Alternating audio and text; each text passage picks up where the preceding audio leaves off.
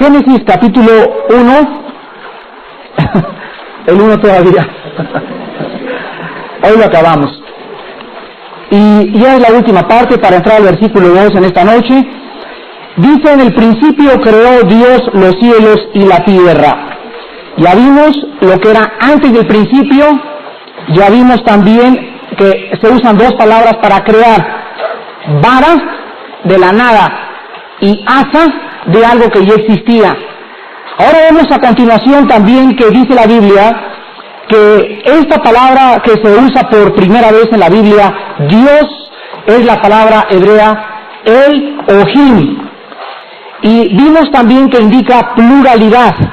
Lo explicamos a través de la Trinidad, y vemos también que esta palabra El principalmente significa Dios. Es el prefijo que se usó en todos los lenguajes semíticos. Siempre se usa este prefijo El. Y la palabra In, con la cual acaba en el hebreo Elohim, siempre es plural. Por ejemplo, Samayim, los cielos, aquí en el versículo 1, es la palabra hebrea Samayim. Y la palabra In implica que Dios hizo plural, no hizo un cielo. La Biblia nos habla de 3 cielos, de lo cual voy a hablar también. Ahora nosotros vamos a ver que también la Biblia nos muestra que siempre que hay un nombre compuesto de Dios en la Biblia, se usa el prefijo El. Por ejemplo, Elohim, o sea, el Dios que cubre, el Dios creador, el Dios que abarca todas las cosas. Después tenemos la palabra El Elión, que significa el Dios altísimo. Esto lo vemos en Génesis 14, del 18 al 22. Después está en la Biblia la palabra El Roi, que significa el Dios que ve, el Dios que penetra en las casas, el Dios que ve la oscuridad, el Dios ante cuya presencia todas las cosas, dicen Hebreos 4:13, están desnudas ante sus ojos. Después Dios se revela como El Olam, que es el Dios eterno. Después El Betel, que significa el Dios de Betel. Después El Lohei Israel, que significa el Dios de Israel. Y por último El Shaddai, el Dios sustentador o el Dios todopoderoso. Ahora pasamos nosotros inmediatamente a ver la palabra cielos. Cuando la Biblia nos dice que Dios creó los cielos y la tierra, la Biblia nos muestra que hay 3 cielos. El cielo de la atmósfera hacia abajo, el cielo que está después de la atmósfera, y después de este cielo de la atmósfera y que pasa la estratosfera y que están las galaxias y los millones de estrellas y los agujeros oscuros, etcétera, etcétera, hay un tercer cielo.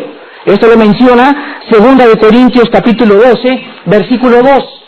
Y a este tercer cielo es donde Pablo y donde Juan fueron arrebatados, donde fueron y vieron realmente en el Espíritu al Dios Elohim, al Dios Elión, al Dios Jireh.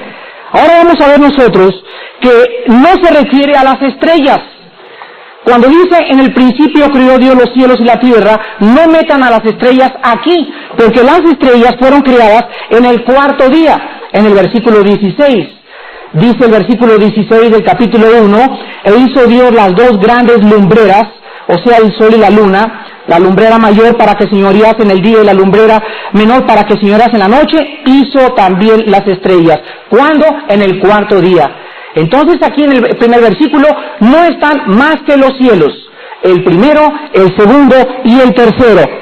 Y la palabra tierra, aquí en el original hebreo, es la palabra eretz, y significa la tierra en general, tal y como la conocemos.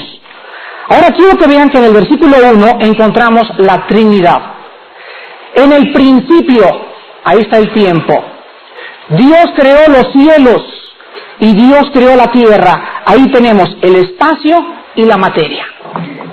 ¿De qué está compuesto el universo, señores científicos y señores astrónomos que nos visitan? ¿Qué es el universo que nos rodea? Es una Trinidad. Dios dejó estampada en el universo, en la imagen del hombre, en todo lo que nos rodea, dejó la Trinidad. El universo está compuesto de 3 cosas: espacio, materia y tiempo. Y lo encontramos aquí en el principio, ahí está el tiempo. Dios creó los cielos, ahí está el espacio, y la tierra, la materia. Ahora quiero que me escuchen muy bien, porque nosotros vemos que tanto el espacio es tridimensional, la materia es tridimensional y también el tiempo es tridimensional. Fíjense ustedes el espacio, ¿de qué está compuesto el espacio? De altura, anchura y profundidad. ¿De qué está compuesta la materia? De energía, movimiento y fenómeno. ¿Y de qué está constituido el tiempo? Pasado, presente y futuro. ¿Ven? Mientras más ramificaciones saquemos, más encontramos la estampa de la Trinidad que los testigos de Jehová niegan continuamente, que la Trinidad no existe en el universo y que Dios no es un Dios trino, y desde el principio, desde el versículo 1, Dios nos muestra la Trinidad. Ahora escuchen esto, el movimiento no podría existir sin la energía, ni tampoco el fenómeno sin el movimiento. Cada uno de los tres sería una imposibilidad sin el otro. Ninguno podría existir sin el tercero.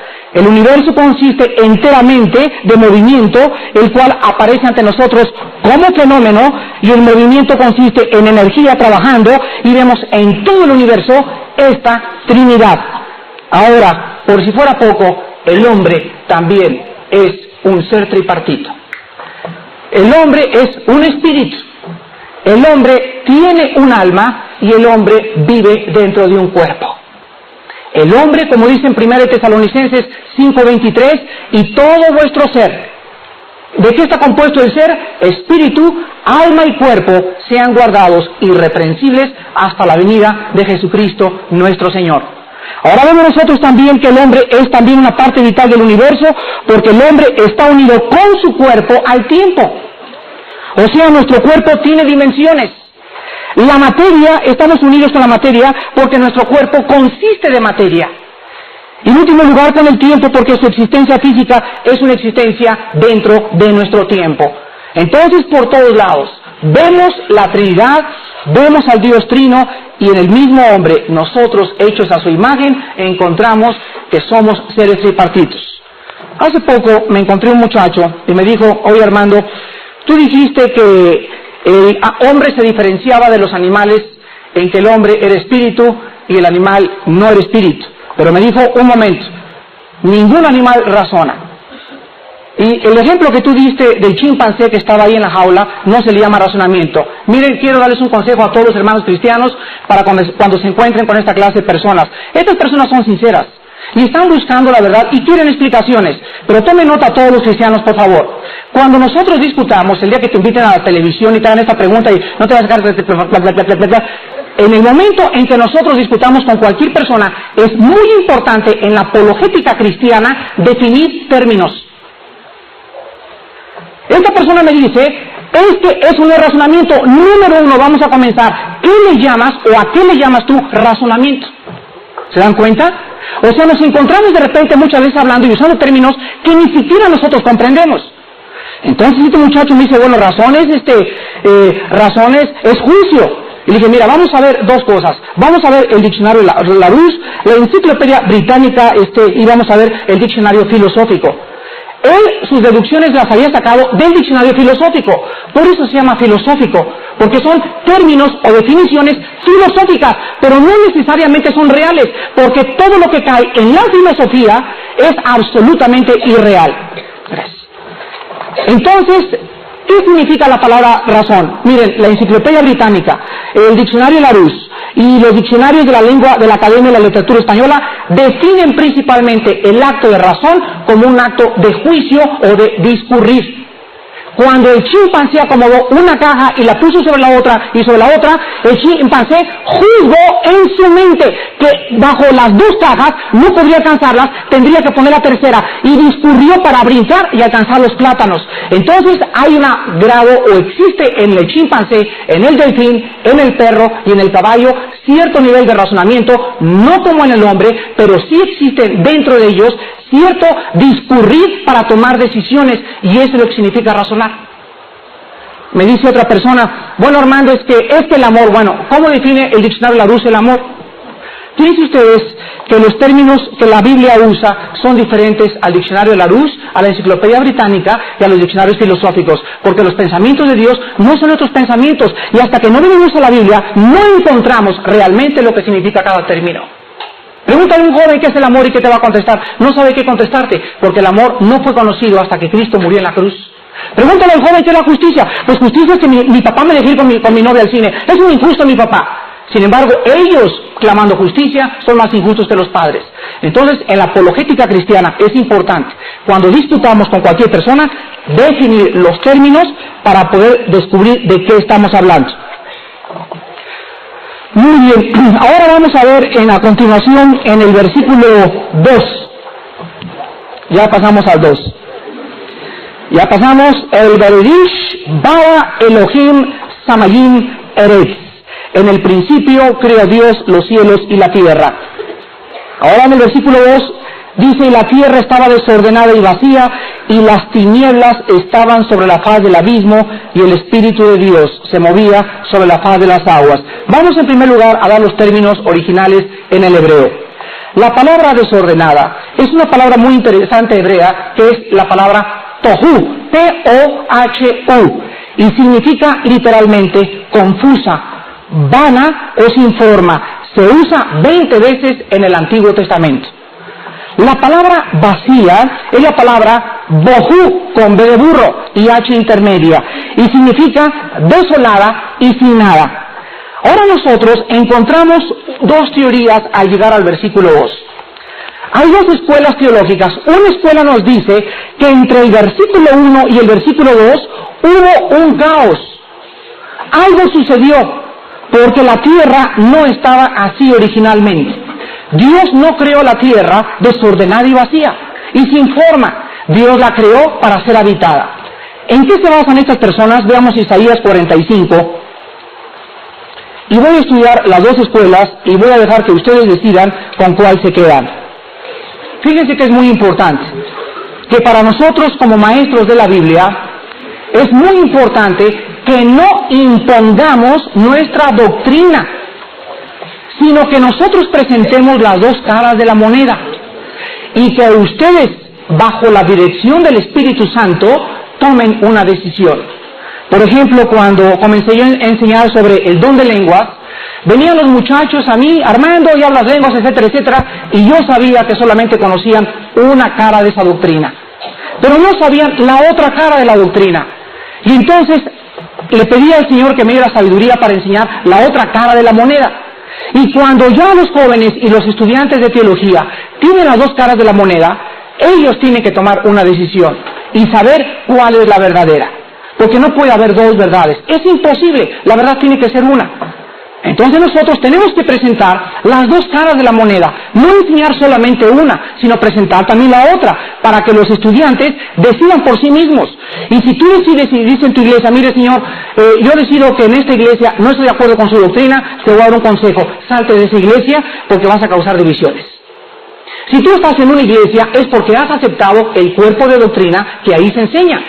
Pero si tú no estás de acuerdo con esa doctrina y comienzas debajo del agua a decir a la gente, el pastor está mal, los misioneros están mal, lo único que haces es convertirte en instrumento de Satanás y causar división. Es bien sencillo. No estás de acuerdo, salte de esa iglesia y vete a una iglesia donde crean lo que tú crees, ¿verdad? Porque es bien trágico que haya tantos hombres que descubren la luz y regresan a sus iglesias y comienzan a causar divisiones. Y las divisiones no son de Dios, las divisiones son del diablo. Donde hay celos y perturbación y división, ahí está el diablo. Nunca seas causa de división. No estás de acuerdo en tu iglesia, vete a otra iglesia donde crean lo que tú crees. Pero no causes división por causa de la doctrina. Por eso es tan importante que siempre que entres a una iglesia, pidas la declaración de fe de esa iglesia. ¿En qué creen ustedes? Hay cristianos que tienen una iglesia, vamos a poner un ejemplo, la iglesia metodista 3 años y nunca han leído la declaración de fe, no saben ni lo que cree la iglesia metodista. Otros se meten a la iglesia pentecostal y tampoco saben lo que cree la iglesia pentecostal. ¿Me entienden? Entonces es negligencia, es apatía, es falta de diligencia y fervor en el espíritu el poder investigar la doctrina de la iglesia a la cual tú perteneces. Entonces investiguen, dile al pastor, déme la declaración de fe. Si no estás de acuerdo, dile, gracias hermano, que Dios los bendiga, me voy a otra iglesia porque no estoy de acuerdo en lo que ustedes creen. Pero no te quedes a causar divisiones. Dice la Biblia entonces en Isaías 45:18 lo siguiente: porque así dijo Jehová, que creó los cielos, Él es Dios, el que formó la tierra, el que la hizo y la compuso, no la creó, y aquí se dice bohu, o sea, no la creó desordenada ni vacía, para que fuese habitada, la creó, yo soy Jehová y no hay otro. Muy bien, este es el primer argumento a favor de esta enseñanza. Dios no creó la tierra como el versículo 2 lo dice. Ahora hay otra prueba. Ustedes saben que hay versículos en la Biblia entre uno y otro con miles de años de diferencia. Vamos a dar un ejemplo en Apocalipsis 12. Apocalipsis 12, vamos a ver que en la Biblia hay varias veces donde se nos muestra que entre un versículo y el otro hay 2.000, 3.000, 4.000 años de diferencia. Dice Apocalipsis 12, versículo 5. Y ella dio a luz un hijo varón que regirá con vara de hierro a todas las naciones, y su hijo fue arrebatado para Dios y para su trono. Aquí hay 2.000 años entre la parte A y la parte B. Y ella dio a luz un hijo varón, es el nacimiento de Jesucristo, que regirá con vara de hierro a todas las naciones. ¿Hasta cuándo va a ser eso? Hasta el milenio. Pero se junta otra vez y dice, y su hijo fue arrebatado para Dios y para su trono, cuando resucitó. Fíjense ustedes que se nos presenta a Cristo en un rompecabezas. Se nos presenta cuando nace, después se brinca hasta el milenio y después acaba cuando es resucitado.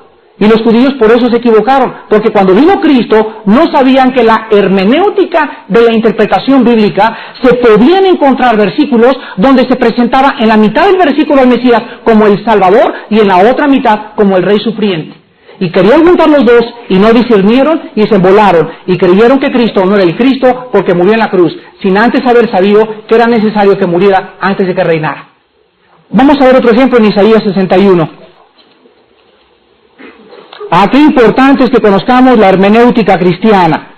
La palabra hermenéutica la conocen los estudiantes de teología. La palabra hermenéutica significa la interpretación de la Biblia. Entonces, la rama de la hermenéutica trata con la interpretación o las reglas de la interpretación bíblica. Nadie puede agarrar la Biblia y, pues yo creo que aquí está hablando, ¿verdad?, de He-Man.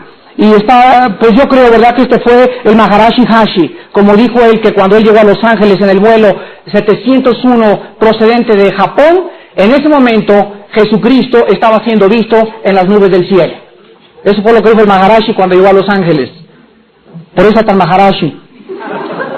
Dice el capítulo 61 de Isaías, el Espíritu de Jehová, el Señor está sobre mí, porque me ungió Jehová, me ha enviado a predicar buenas nuevas a los abatidos, a vendar a los quebrantados de corazón, a publicar libertad a los cautivos y a los presos apertura de la cárcel, a proclamar el año de la buena voluntad de Jehová y el día de la venganza del Dios nuestro. Escuchen, cuando Jesucristo entró a la sinagoga y se le dio el rollo de Isaías para leerlo, Jesucristo escogió el capítulo 61 y cuando acabó el versículo 1, ahí se acabó y lo enrolló. ¿Saben por qué? Porque el versículo 2 se cumpliría 2 o 3.000 años después.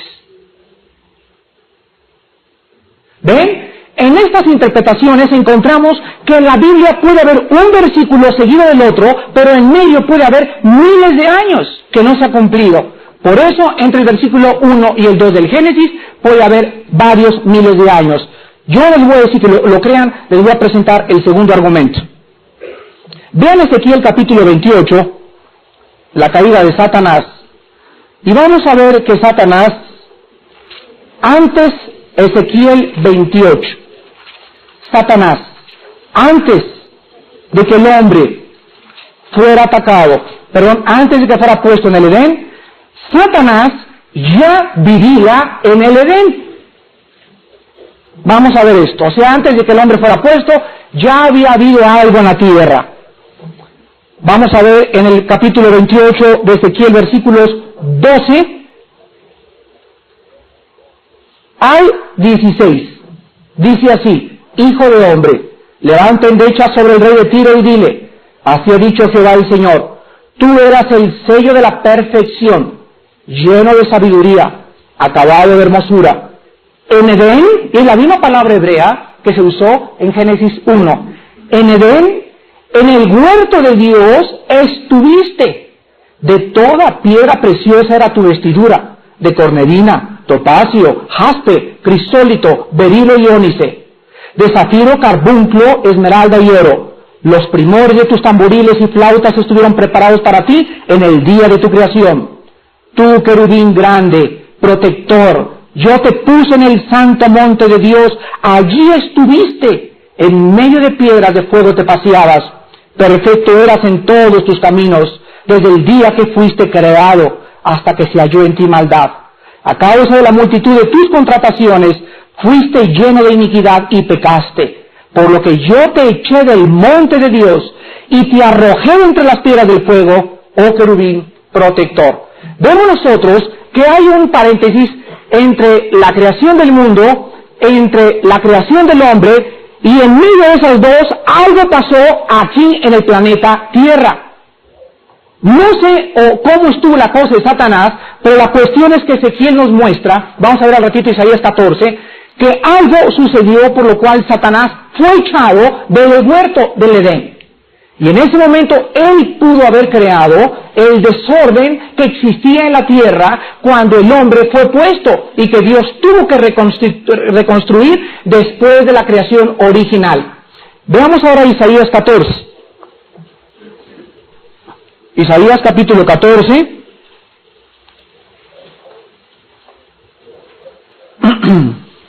Y encontramos en este pasaje también de Isaías 14, versículo 12, que dice la Biblia: ¿cómo caíste del cielo? Oh lucero, es el primer nombre de Satanás, el lucero. La palabra aquí lucero es la palabra el que resplandece o el que alumbra en el hebreo. Hijo de la mañana, cortado fuiste por tierra, tú que debilitabas a las naciones. Muy bien, entonces algo sucedió que puso a la tierra en este estado. Posiblemente después de que Satanás se exaltó y dijo: pues estoy tan bello y tengo mi intelecto y todo, repitió o comenzó a programar el pecado que el hombre haría. Fíjense ustedes que anoche estaba yo leyendo la historia del razonamiento en la filosofía a través de la historia. Y me apasiona la historia del hombre en cuanto a sus pensamientos filosóficos y en cuanto a sus pensamientos de su conciencia del universo, lo que estudia la metafísica y la religión. Y encontré lo siguiente: hasta Tomás de Aquino, en el año 1200 y feria, en el siglo XIII, todos los seres humanos y la historia y los pintores y los escultores reflejaban en sus pinturas, en sus esculturas y en la literatura que existe antes de Tomás de Aquino a Dios. Y de Tomás de Aquino a nuestros días, comienza Tomás de Aquino, el gran filósofo, y comienza a decir Tomás de Aquino: realmente el hombre puede ser autónomo sin Dios.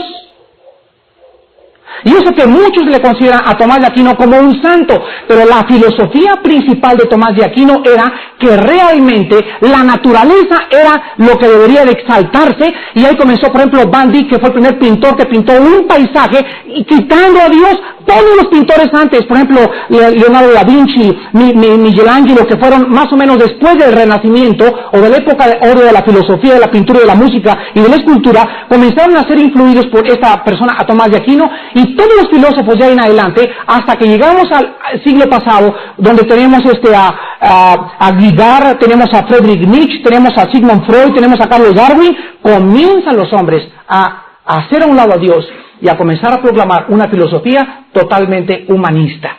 No humanista en el sentido de humanitaria. Humanismo significa la persona que exalta al hombre como la causa final de todas las cosas. En el principio fue el hombre y al final será el hombre. El hombre es el centro del universo. Te equivocas. En el principio, Dios.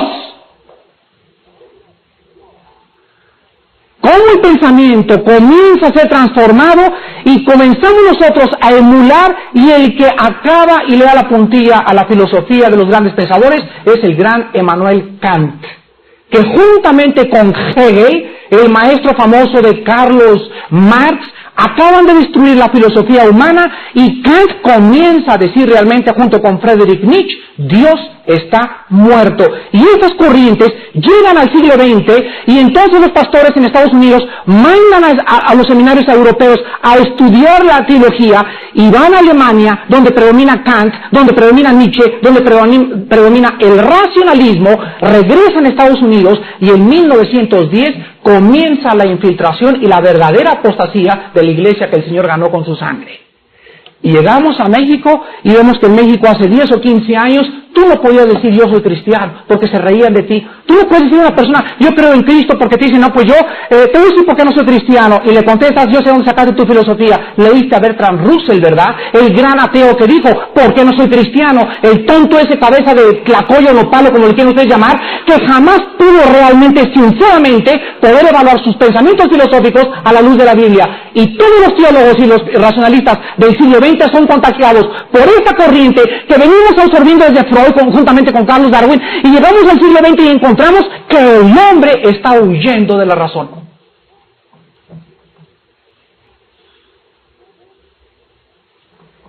El hombre es irracional 100%. Profesando ser sabio, se convirtió en un necio. Y vas a las universidades y les hablas de Cristo, ¡ja, ja, ja, ja! Y cuando ellos te dicen, te rías en su cara. La predicción de la ciencia es la siguiente. La ciencia son hechos comprobados. Ya. La ciencia son hechos comprobados. Cualquier cosa que salga en el aire, filosofía, pensamiento, hipótesis, especulación, y que no esté comprobado a través de la observación y a través de la reproductibilidad, no es científico. ¿Por qué entonces se burlan de los cristianos cuando la teoría de la evolución es antifísica, antibíblica, anticientífica, antigenética, antibiológica, antiarqueológica, antigeológica?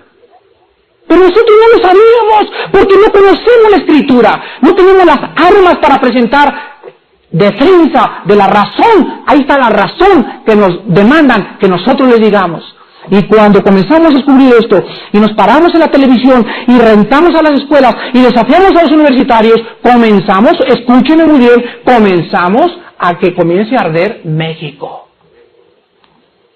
Y creo yo que vivimos en un momento dentro de la filosofía, la teología, el espíritu y todo en México, donde las estructuras filosóficas, donde las estructuras teológicas, donde la estructura del pensamiento del mexicano, que nomás puro Calimán, y Viviana y Colorina, ya el mexicano comienza a darse cuenta que tenemos una razón, un propósito para vivir, una explicación maravillosa en la Biblia, y comenzamos a ser fortalecidos por el Espíritu de Dios y a darnos cuenta que nos convertimos en instrumentos poderosos en manos de Dios. Cuando vivimos y sabemos que este libro es la palabra de Dios.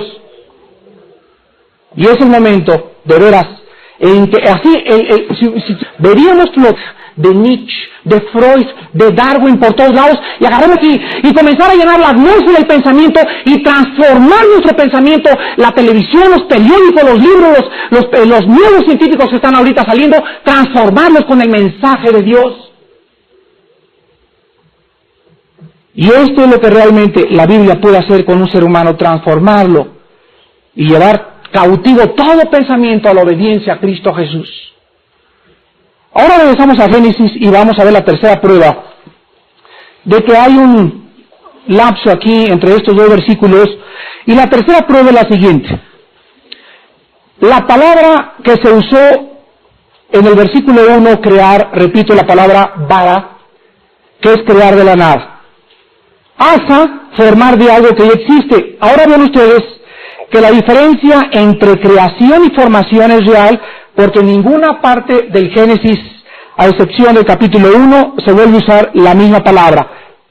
Esto parece indicar que después del versículo 2, el relato describe más una reformación que una creación. En cuarto lugar, esta teoría de que hay algunos años o miles de años entre el versículo 1 y el versículo 2, da espacio para las épocas glaciales. Da espacio y tiempo para las épocas glaciales que enseña la geología, porque todos estos hechos pudieron haber existido antes de la reformación del planeta Tierra. Y en último lugar, noten el versículo 2, las 4 palabras que existen. Y las 4, fíjense ustedes, el versículo 1 todo es positivo, pero en el versículo 2 todo es negativo. Fíjense las palabras: desordenada, vacía, tinieblas, abismo. Las 4 palabras están relacionadas con los poderes del mal. La palabra, por ejemplo, abismo, que ya vimos lo que significa en el original hebreo, significa literalmente profundo.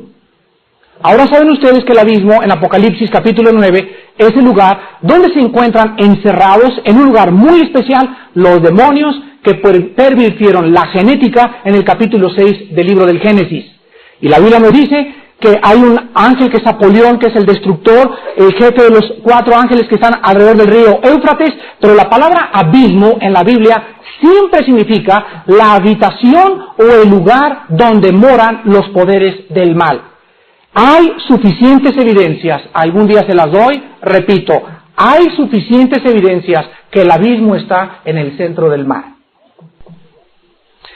Ahora quiero decirles a ustedes la teoría que ataca esta escuela de pensamiento, para que ustedes hagan un juicio y ustedes determinen cuál es la correcta. En primer lugar, las cosas que van en contra de esta enseñanza principalmente es que la creación realmente Dios la creó en bruto. O sea, es como un carpintero que tiene un pedazo de madera y pues está sin forma, ¿verdad? Al principio, y después se le va dando forma, ¿correcto? Entonces, la otra escuela enseña esto, que realmente no hubo algo, sino que la tierra originalmente no tenía forma y Dios la comenzó a moldear. Ahora, quiero decirles algo muy importante. Esta es una prueba que, si hubiera sucedido, tendría que haber pasado un lapso de tiempo entre el principio y el primer día de la creación. ¿Están de acuerdo? Voy a repetir.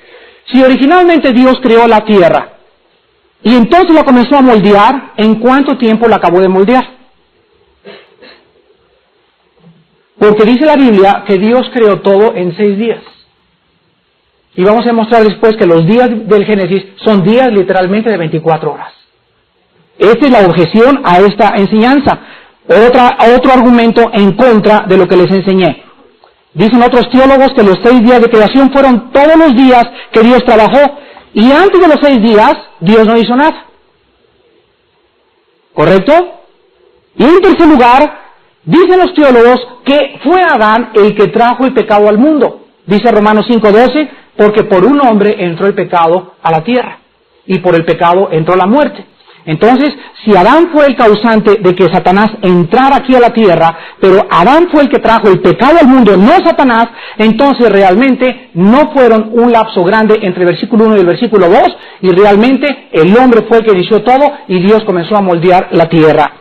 Yo no quiero darles mi particular opinión, se la doy a la salida en privado cuando ustedes me pregunten, pero no quiero que ustedes digan, es que Alducin dice que realmente hay un versículo 2, entre el 1 y el 2, hay un lapso de tiempo, etcétera, etcétera. Yo solamente les presento las evidencias de aquí, las evidencias de allá. Yo tengo mi opinión particular, pero si yo se las externo, influyen ustedes.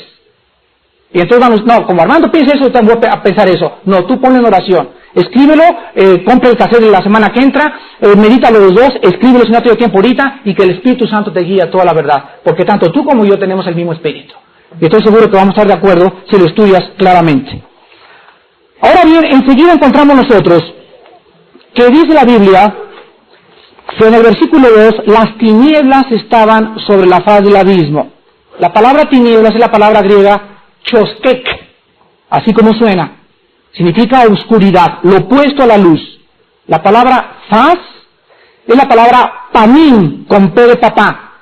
Significa enfrente de o presencia. Y la palabra abismo es la palabra hebrea tehom, T de pato, H intermedia. Significa profundo. Comparemos esto con Proverbios capítulo 8. Proverbios capítulo 8.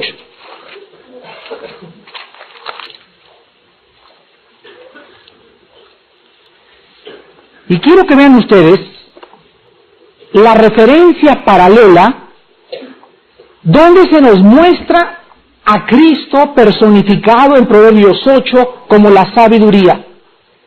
Y se nos muestra que Él ya existía antes de la formación del abismo. Y es la misma palabra en el hebreo. Proverbios 8:24. Antes de los abismos fui engendrada, antes que fuesen las fuentes de las muchas aguas. Versículo 27. Cuando formaba los cielos, allí estaba yo. Escuchen, cuando trazaba, ¿qué dice? No solamente Isaías, sino también Salomón, antes de Galileo, descubrieron que la tierra era redonda. Cuando trazaba el círculo sobre la faz del abismo, vean ustedes que fue Cristo quien trazó o diseñó o el que dijo no. Imagínense las tres personas de la Trinidad. ¿Cómo haremos la tierra? ¿Un cubo? No, vamos a hacerla un rectángulo. No, un triángulo. La Biblia nos enseña que Cristo dijo, así será, y así fue hecho. Fue Cristo el Hijo el que decidió que fuera un círculo la tierra. Ahora nosotros vemos que esto pasa. Vean ahora Job capítulo 22. Job 22, que es más antiguo todavía, está antes de Salmos. Job es más antiguo que Salmos, porque la historicidad y la época de Job se calcula con la misma edad del libro del Génesis. El libro del Job, repito, se calcula de la misma antigüedad que el libro del Génesis. Job 22:14. Las nubes le rodearon y no ve. Y por el circuito, se usó la misma palabra círculo, o por el círculo del cielo se pasea. Vemos pues la abrumadora evidencia bíblica antiguo testamentaria, científica, porque está comprobado por las científicas que los mismos científicos. Ahora regresamos y vamos a ver en segundo lugar que dice que cuando se trazó el círculo sobre la tierra y se demuestra que la tierra realmente original no tenía esta circunferencia, sino que le fue dada, encontramos que en este momento, escuchen muy bien para poder entrar al primer día de la creación, la fuerza de la gravedad no estaba funcionando para atraer las partículas cósmicas de materia y formar una masa coherente definida. Tampoco estaban en operación hasta el versículo 2 las fuerzas electromagnéticas, pues todo era tinieblas.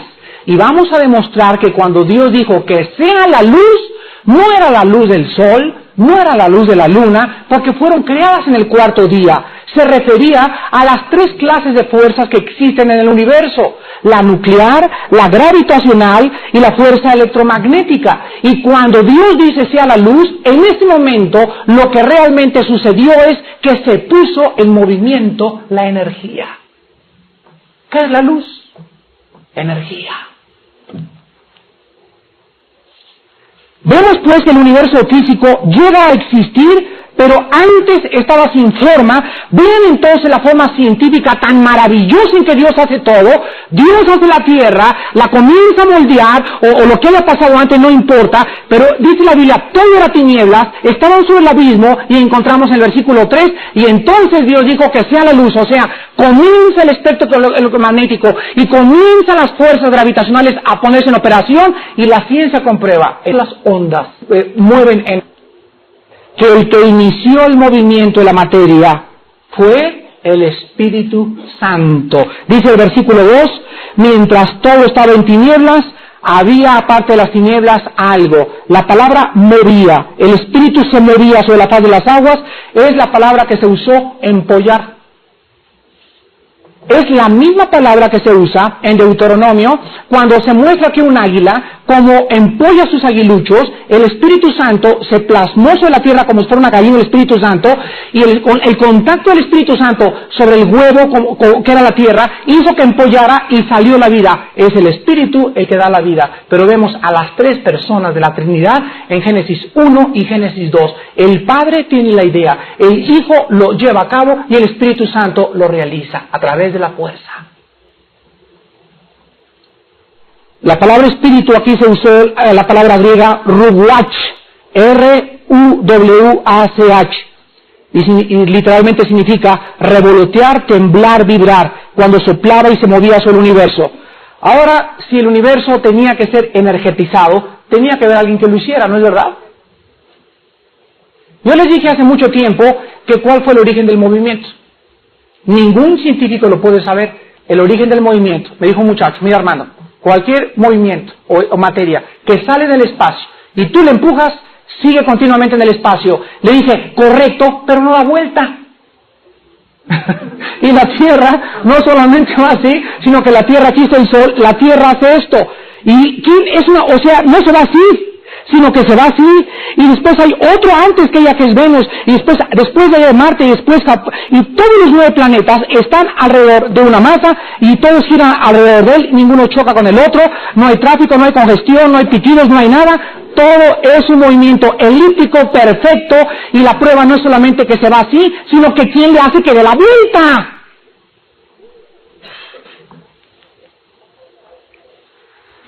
Para que haya movimiento, tiene que haber alguien que lo inicie. Bueno, la ciencia eso no lo puede explicar. La ciencia nos dice que la velocidad de la materia es proporcional a la fuerza que se le aplica a la materia. Si empujas una canica, la canica sale ¡pum! 20 metros, pero va proporcional a los 2 kilos que le aplicaste, pero la canica se tiene que parar. Pero la Tierra no se para. ¿Qué explicación científica hay? No la hay. No existe una explicación. Bueno, vamos a dejar el macrocosmos y nos reducimos al microcosmos. Lo mismo pasa en el átomo. ¿Quién empuja los electrones? ¿Quién mantiene la cohesión en una molécula para que el protón, el electrón, el neutrón y todos los que forman el átomo puedan estar uno para acá, otro para allá? Y exactamente este movimiento necesita estar en coordinación con esto y tiene que estar todo coordinado para formar la coherencia y la composición molecular de toda la materia que nos rodea. La Biblia dice, es Cristo con el poder de su palabra. Ahora vamos a ver que, con excepción de las fuerzas nucleares, solamente existen 2 tipos de fuerzas en el universo que operan sobre la materia. Las fuerzas gravitacionales, que son la fuerza entre 2 objetos, y las fuerzas del espectro electromagnético. Y todas estas fuerzas están asociadas en campos de actividad y con transmisión de movimientos, todos en ondas. Todos. Entonces tenemos que en este versículo que el universo adquirió las 3 clases de fuerza que actualmente conocemos. La gravitacional, o sea, la fuerza entre 2 objetos. La electromagnética, que es la fuerza entre el electrón y el núcleo del átomo. Y la nuclear, que es la fuerza entre el protón y el neutrón dentro del átomo. Ven el Salmo 104 y vemos que es el Espíritu Santo, el mismo que lleva a cabo la manutención, la cohesión, la coherencia de todas las fuerzas gravitacionales, electromagnéticas y nucleares que existen en la materia.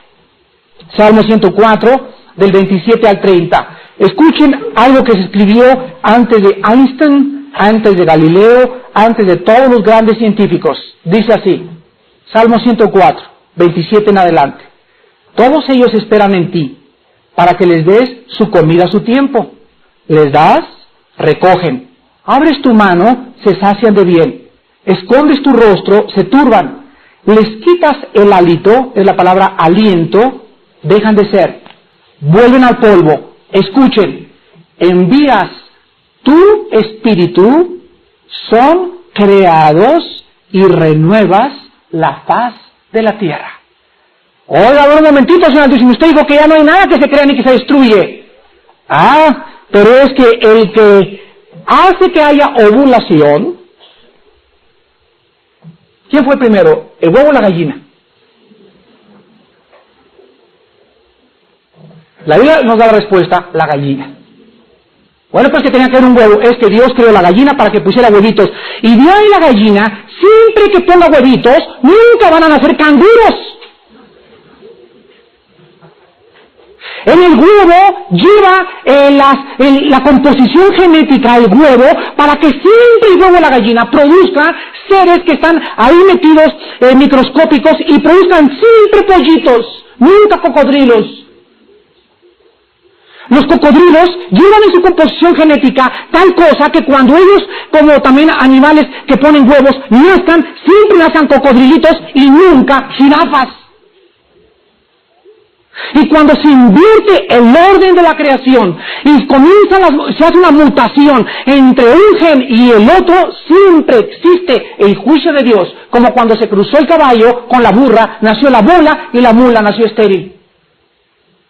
Es el Espíritu Santo, el que dice la Biblia que hace que germine cuando el semen corre y entra al óvulo de la mujer y viene la ovulación. Es el Espíritu Santo el que dirige el semen, ya sea las cromosomas X o Y para que sea niño o niña, y hace que se meta, y el Espíritu Santo escoge si es niño o niña lo que vas a tener. Pero ahora la genética ha descubierto que ya se puede el semen congelar, y a través de no sé qué procedimiento se puede separar para que haya selección de sexos. Y ahora tú puedes ir y encontrar en un tubo sémenes con la cromosoma abundante X, y ya sabes que puede ser niño o niña, y tú escoges el sexo, y nos convertimos en dioses.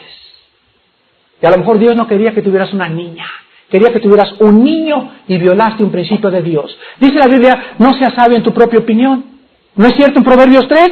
Entonces, bueno, es que queremos un niño. Bueno, Señor, es lo que tú quieras, porque a lo mejor este niño va a ser el más grande predicador de México, el más grande misionero, y a lo mejor guiados por nuestras emociones, y porque en mi familia siempre fuimos niñas, queremos niña. Pero la opinión de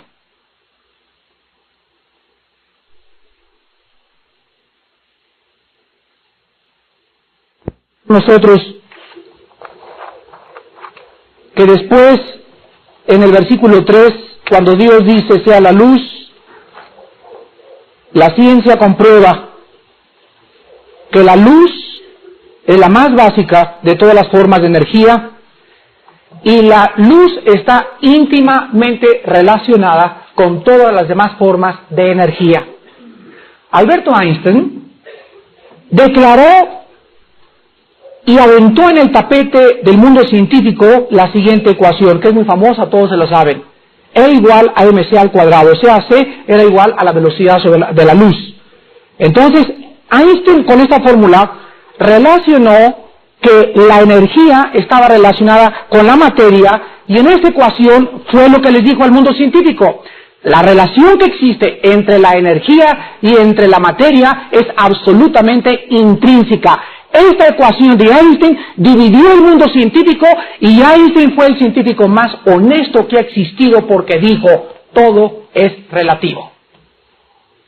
En otras palabras, en este universo en el cual nosotros vivimos, no se puede decir, yo he llegado a la realización de la conciencia por mí mismo, o la química es verdad, o las matemáticas es verdad. Einstein dijo, las matemáticas son relativas, la química es relativa, la ciencia es relativa, todo es relativo, porque realmente vivimos un mundo relativo. El único que es absoluto es Dios.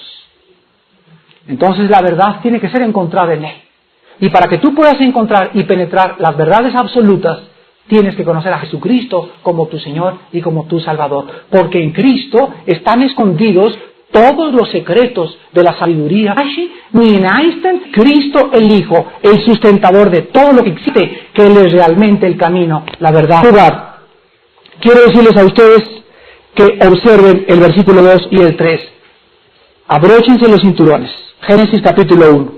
Con esto quiero acabar, pero quiero que observen lo siguiente. Vean el orden en el versículo 2 y en el versículo 3.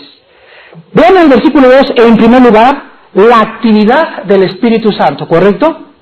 Vean el orden. Primero es el Espíritu Santo.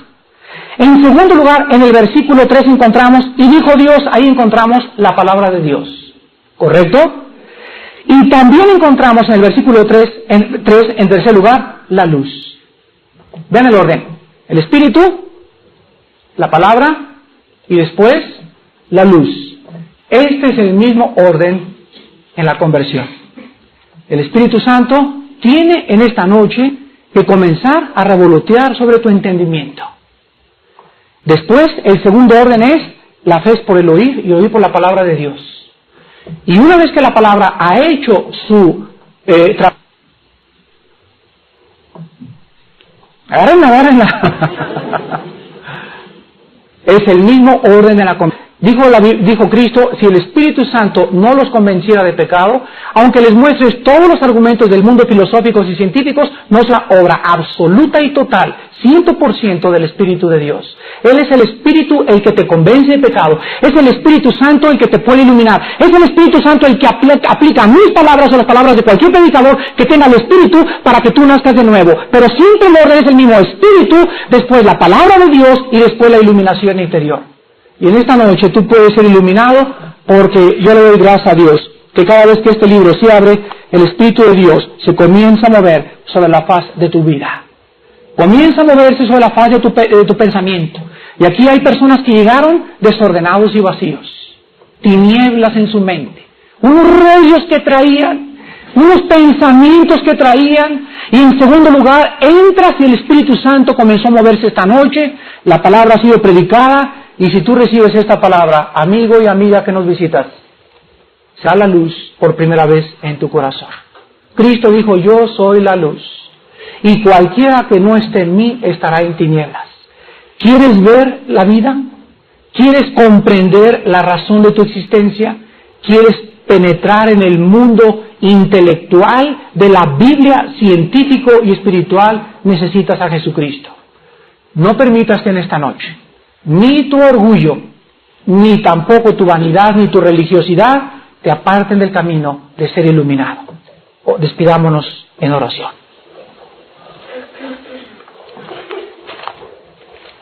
Señor, en esta noche te damos gracias por haber dejado estampado en el universo tu Trinidad. Todo nos muestra, tanto el espacio, la materia, como el tiempo, nuestras vidas. Todo nos muestra la tripartidad. La Trinidad existe para que nosotros comprendamos que tú eres un Dios trino. No son tres dioses, es uno solo. Jehová uno es, pero la sustancia tuya y la diversidad en tu unidad se manifiesta en tres personas. Nosotros somos uno. No podemos separar el alma del cuerpo, porque el cuerpo sin el espíritu está muerto. Y hay gente en esta noche que está muerta espiritualmente. Padre, te damos gracias porque de la misma forma que trabajaste en la tierra y te moviste sobre las tinieblas y le diste vida y sacaste la luz de aquello donde no había orden y donde había vaciedad, el mismo orden se repite en la conversión. Ahora, Padre, tu Espíritu Santo ya no está creando nuevos mundos, ahora está creando nuevas criaturas. Él se sigue moviendo y revoloteando como el águila arriba de las personas, y en esta noche tu Espíritu lo ha hecho y lo está haciendo. Ahora la persona tiene que saber que la vida está latente dentro de ella y que tiene que recibir la palabra. Tienes que reconocer que Él es el Cristo, el Hijo del Dios viviente, que murió y pagó en esa cruz por nosotros, y que con su muerte y su sangre pagó la deuda de pecado que tú tenías con Dios. Cristo te ofrece la salvación en esta noche, y Él te pide que si tú la aceptas, verás la luz. Por primera vez en tu vida, ya no seguirás desorientado ni desorientada. Ya no andarás buscando con los gurús, ni la dianética, ni el control mental, porque has llegado al final de tu búsqueda. Era Cristo a quien buscaba tu alma. Es Cristo el que puede saciar las necesidades más profundas de tu intelecto y de tu espíritu. Y Él te ofrece en esta noche sus manos taladradas para que tú te arrepientas de tus pecados y le recibas por la fe en tu corazón. ¿No quisieran en este momento muchas personas recibir a Jesucristo por primera vez en sus vidas? No importa que seas católico, mormón, o testigo de Jehová, o protestante, el cristianismo no es una religión. Ven a Cristo, ven a un hombre en esta noche, ven a la cruz. No te invito a cambiar de religión, te invito a que vengas a la cruz, a que vengas a Cristo y encuentres que en Él está la vida. movimiento no podría existir sin la energía, ni tampoco el fenómeno sin el movimiento. Cada uno de los tres sería una imposibilidad sin el otro. Ninguno podría existir sin el tercero. El universo consiste enteramente de movimiento, el cual aparece ante nosotros como fenómeno, y el movimiento consiste en energía trabajando, y vemos en todo el universo esta Trinidad. Ahora, por si fuera poco, el hombre también es un ser tripartito. El hombre es un espíritu. El hombre tiene un alma y el hombre vive dentro de un cuerpo. El hombre, como dice en 1 Tesalonicenses 5:23, y todo vuestro ser. ¿De qué está compuesto el ser? Espíritu, alma y cuerpo sean guardados irreprensibles hasta la venida de Jesucristo nuestro Señor. Ahora vemos nosotros también que el hombre es también una parte vital del universo, porque el hombre está unido con su cuerpo al tiempo. O sea, nuestro cuerpo tiene dimensiones. La materia, estamos unidos con la materia porque nuestro cuerpo consiste de materia. Y en último lugar con el tiempo, porque su existencia física es una existencia dentro de nuestro tiempo.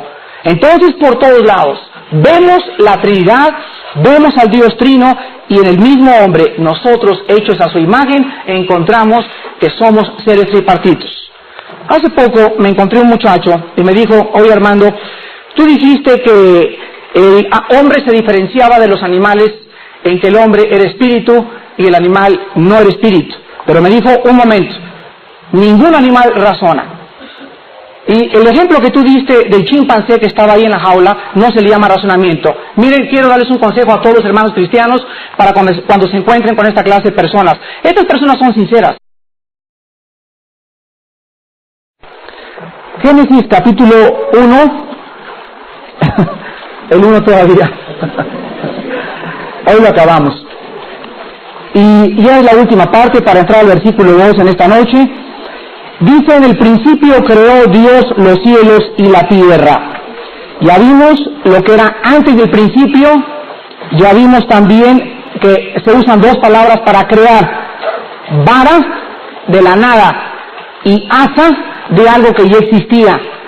Ahora vemos a continuación también que dice la Biblia que esta palabra que se usa por primera vez en la Biblia, Dios, es la palabra hebrea Elohim. Y vimos también que indica pluralidad.